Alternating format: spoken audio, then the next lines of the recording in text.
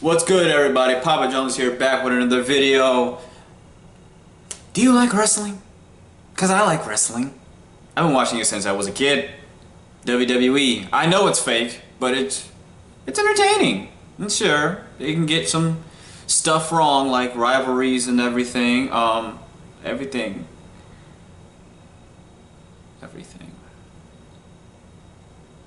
But today, I'm here to react to 10 worst reasons wrestling feuds started by What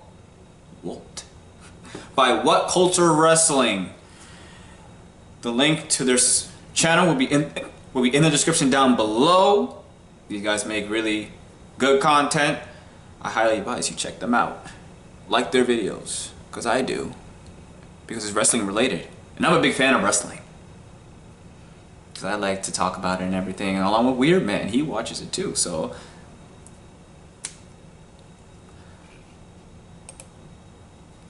let's get started!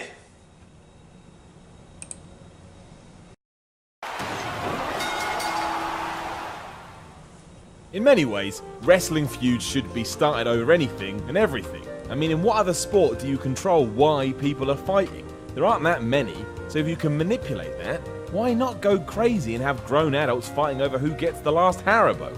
I do that in my actual life, so it is relatable. That last fucking egg is mine. Unfortunately, this envelope is pushed a little too far sometimes. We all Guerrero. want to believe in pro wrestling, so when a bunch of writers seem like they can't be bothered, it kind of makes you feel the same way. You just shrug your shoulders and accept it, but deep down you're dying inside. That's Dying every week. Inside makes children cry.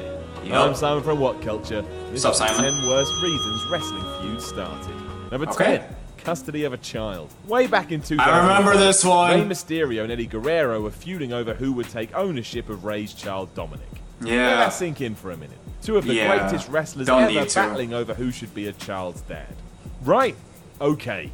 Excellent. To It make was matters weird. worse, this all culminated in a ladder match where the prize above the ring was who would be able to claim this boy as their son. It was basically Judy You know something? I actually rewatched this SummerSlam like 2 nights ago. No bullshit, I literally did 2 nights ago.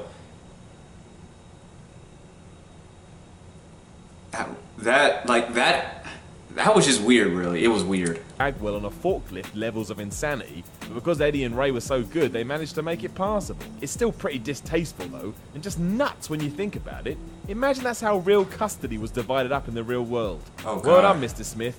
You climbed the ladder first, so now little Billy is yours. That'd be We hope weird. you have a great life together. Be nightmarish. Number I 9, would- ownership of the letter T. Although this sounds like What? an episode of Sesame Street, it is in fact WCW nonsense that went down during its dying days. Oh. That meant in the year 2000, Booker T and Ahmed Johnson, who is now known as Big T, went to war to see who deserved to use the letter T in their name.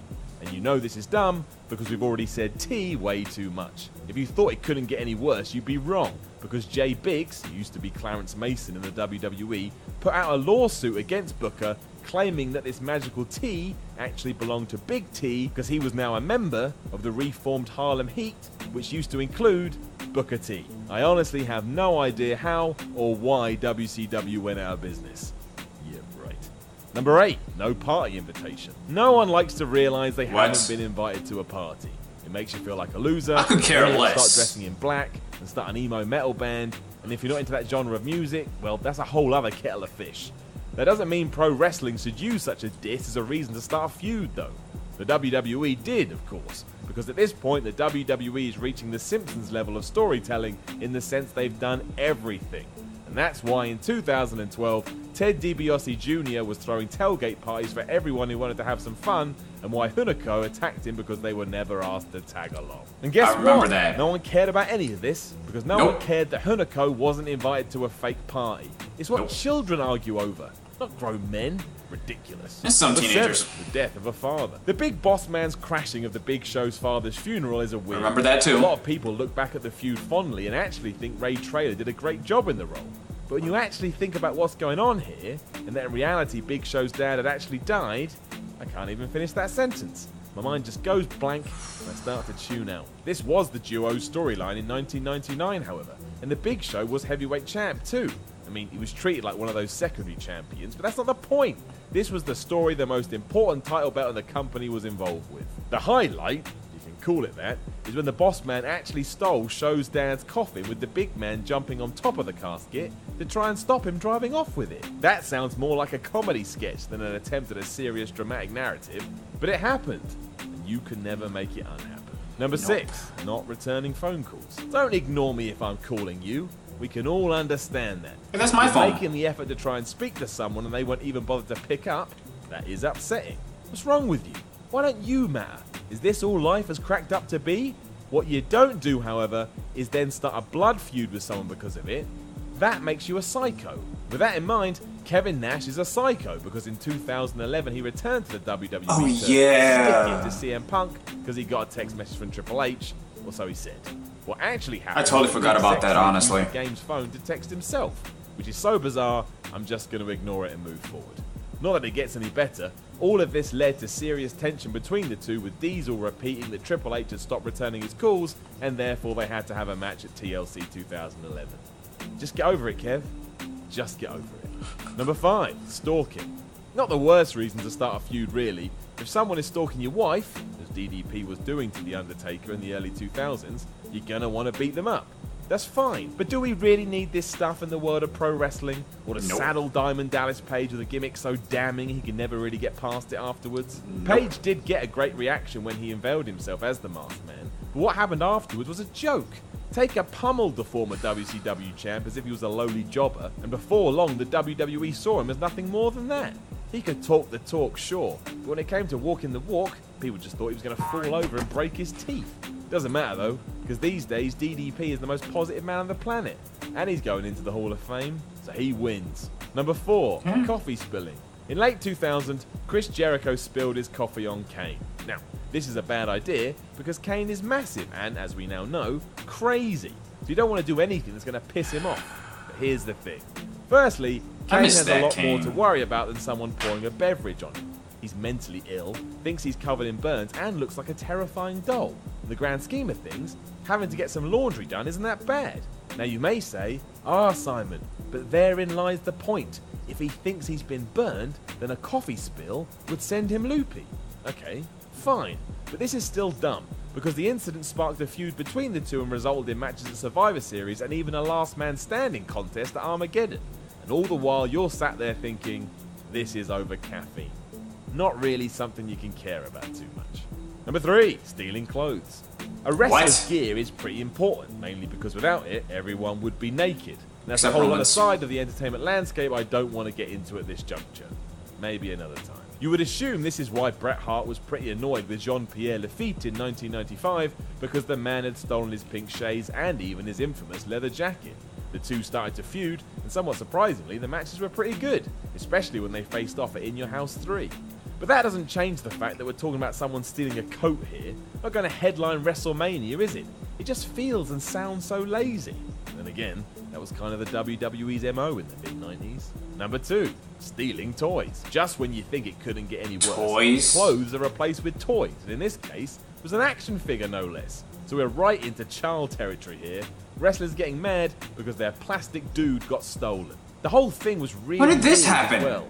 Going down in 2011, Tyson Kidd just happened to stumble across Yoshi Tatsu's shrine to himself, complete with a Yoshi Tatsu figure. Yoshi cared so much about this that he stopped Tyson from even touching it, and then tried to feed this inanimate object some chocolate. When did this Not happen? either, and you didn't mishear, that's actually what happened. Clearly not being able to handle such a blocking, Kidd returned later and broke the figurine and stole one of its legs. So, of course, now the two had to have a fight, and of course, the leg of the doll had to be hanged on a pole during a match. Why do we watch this again? I seem to have forgotten. Number 1, shampoo commercial. When did that This one happen? is so out of left field and weird, I don't even understand why it was discussed in the first place. Who backstage thought this up, and who then had a eureka moment where they thought, this is a good idea? Now, to defend it a little bit, the whole thing was played for laughs, but that just made it even more stupid. Edge and Booker T, two proper main event talents, fighting it out over who gets to be in a fake Japanese shampoo commercial. Clearly no one thought it was dumb, however, as the payoff happened at WrestleMania 18, aka the biggest night in the wrestling calendar. I'm all for Why? variety, but this missed the Why? mark completely. You'll be pleased to know that Edge won though and received all that made up lucrative cash, which is a damn good reason to get behind the man and hope he succeeds in wrestling. It's all I look for in the sport. Sleek, smooth, and lovely hair. Know of any other awful reasons wrestling feuds started? Let us know in the comments below, and don't forget to like, share, and subscribe.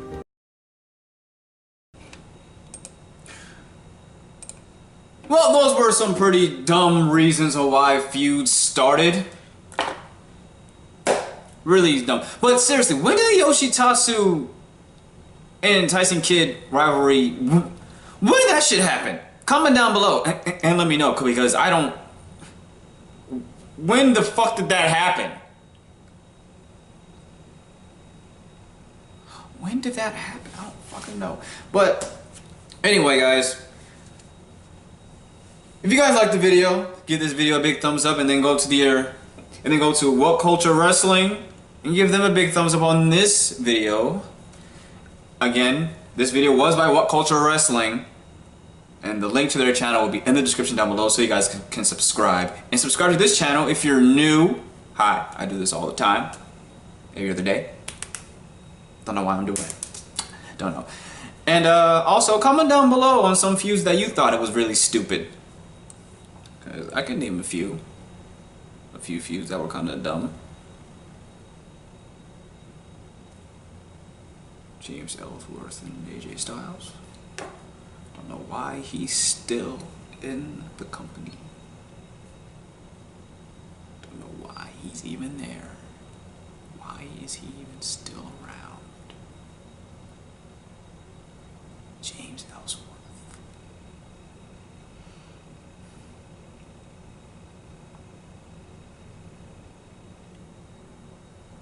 But there you guys have it. Comment down below. Also, a comment down below on some suggestions that you guys want to see me react to. I will react to anything. Almost anything. Almost anything. And also, we have a gaming channel. I have a gaming channel with my buddy Weird Man, Dolter Gamer. You can check us out. You can check us out on Dolter Gamer. Link will be in the description down below. Screaming like little hoes. Playing Outlast 2. Also follow me on Twitter. If it's on the screen, then it's not. If it's not, then oh well. It's Will Power Jones. Pieces.